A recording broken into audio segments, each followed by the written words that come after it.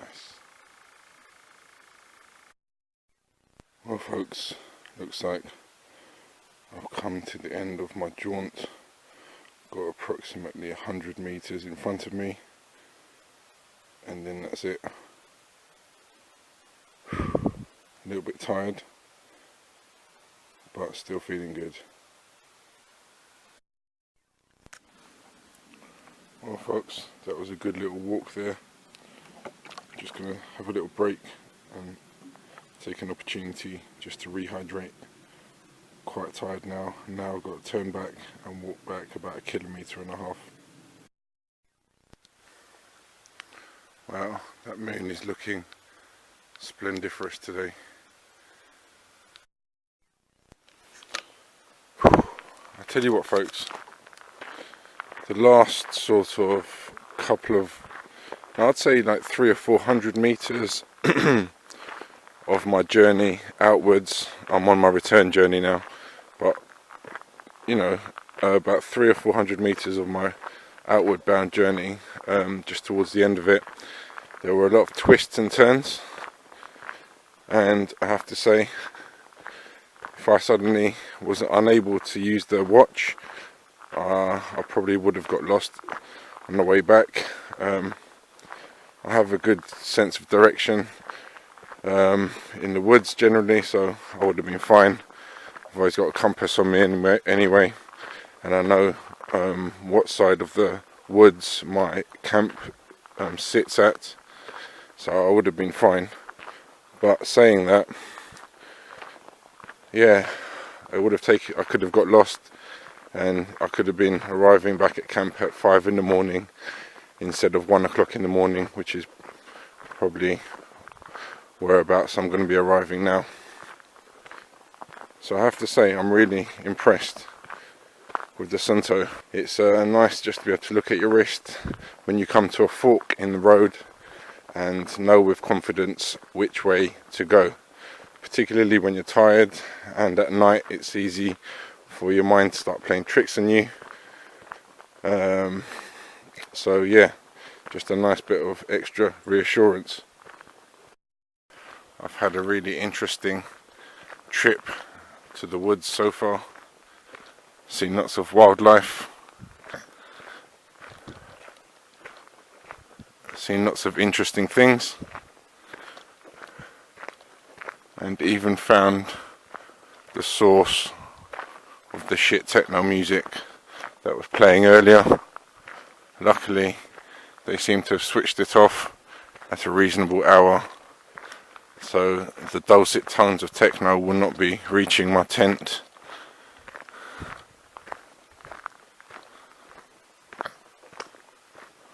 Phew.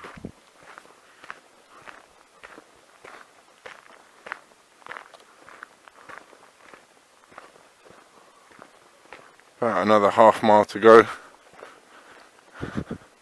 and I'm back at my campsite.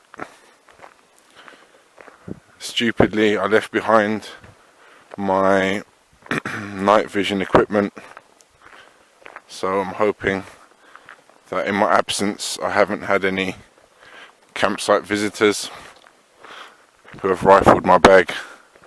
I'd be very, very upset.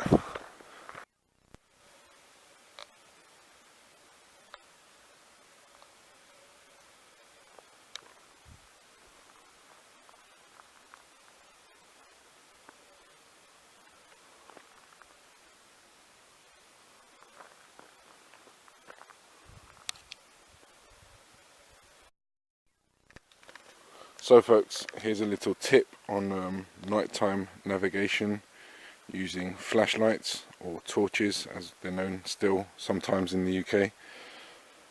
Personally, I like to have a headlight on me.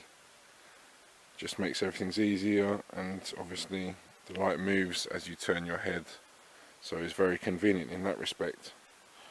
However, having your headlight on full power all the time means that your battery runs down faster, so I prefer to have my headlight in kind of low medium mode, so literally only gives me about 20, maybe 30 meters of illumination at a low level. Definitely allows you to use your night vision, but then sometimes you just want to see the path far ahead of you, and then that's when I use my handheld torch, which usually just sits in a pocket, so just so you can check things further off into the distance. Makes navigating a bit easier as well. Just a little tip there, and means you shouldn't get caught out. Without any batteries. Another good reason for keeping your head torch on low mode, apart from saving battery, is that you have fewer insects, flying insects, slapping you in the face, attracted to the light.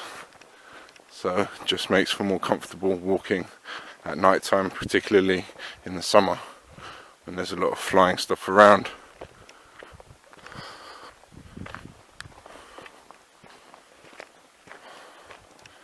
And I haven't been on a nighttime walk like this for a long time, so it feels actually really great.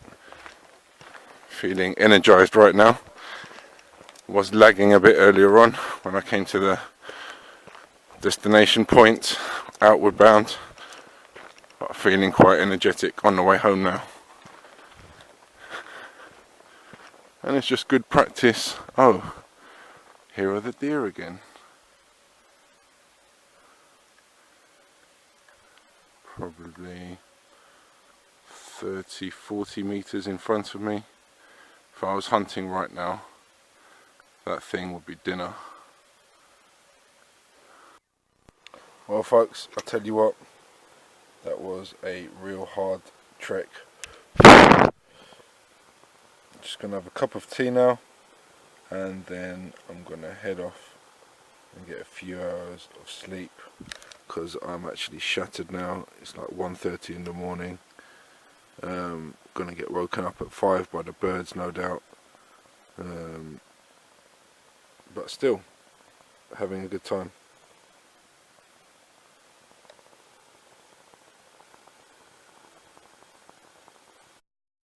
Well folks, I'm sitting or lying on the thermarest mat, and so far I definitely can't feel any branches or roots sticking into me. So on that note, I'm going to check out for the night and say night night to you all, and I'll see you in the morning. Well folks, I've had a really good night's sleep actually. That long walk before going to bed probably had something to do with it, but also the thermarest had a lot to do with it as well. I have to say this is one of the most comfortable sleep mats I've ever slept on. It's extremely lightweight, so it's extremely packable, easy to carry, and provides a great night's sleep, and has stayed fully inflated all night. My elbows or knees or hips didn't touch the ground at all. Just like sleeping on a cushion of air all night basically. I'll talk a little bit more about it once I get back into the house. I'm running extremely low on battery on my camera now, so I'm going to stop recording now. But thanks for joining me on another trip so far. I'll summarise about some of the other bits of equipment on review in this video once I get home, and we'll finish off with a desktop review. So this has been another great trip into the outdoors, and I'll see you all in just a couple of seconds.